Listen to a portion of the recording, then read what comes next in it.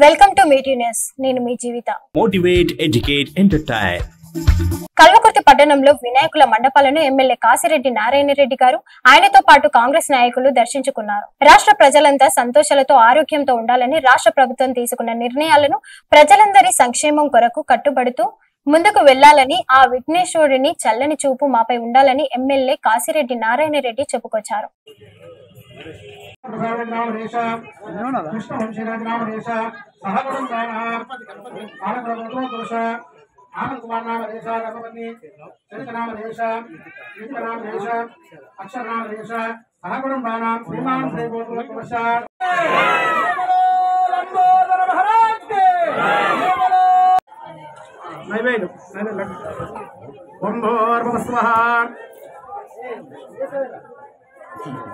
ప్రసాదం పెడుతున్నా.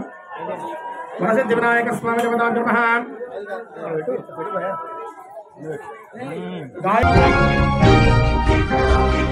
కల్వకుర్తి పట్టణంలో విద్యానగర్ లో గణేష్ నవరాత్రి ఉత్సవాల్లో భాగంగా ఏర్పాటు చేసిన మండపానికి ముఖ్య అతిథిగా బీజేపీ సీనియర్ నాయకులు తల్లోజీ ఆచారి గారు హాజరై వినాయకుడికి ప్రత్యేక పూజలు నిర్వహించారు. పూజ అనంతరం అన్న ప్రసాద కార్యక్రమంలో పాల్గొన్నారు. ఈ కార్యక్రమంలో బీజేపీ నాయకులు తదితరులు పాల్గొన్నారు.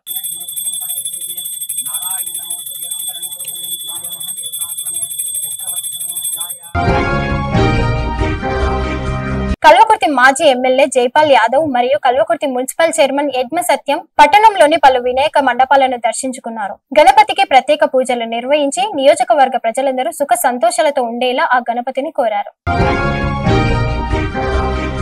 పోలేపల్లి పంచాయతీ సెక్రటరీగా శివప్రసాద్ గారు గత ప్రభుత్వంలో దాదాపు 4.5 ఏళ్ల పాటు పనిచేశారు. ఆయన సెక్రటరీగా కొనసాగిన కాలంలో పంచాయతీలో కోట్లాది రూపాయలు లావాదేవీలు జరిగాయి. వీటిలో అక్రమాలు చోటు చేసుకున్నాయనే ఆరోపణలు వచ్చాయన్న నేపథ్యంలోనే శివప్రసాద్ ను పోలేపల్లి నుంచి బదిలీ చేసి ఆయన స్థానంలో లక్ష్మీనారాయణను సెక్రటరీగా నియమించారు. పోలేపల్లి పంచాయతీ సెక్రటరీగా గత జూలై 20వ తేదీన బాధ్యతలు చేపట్టారు లక్ష్మీనారాయణ.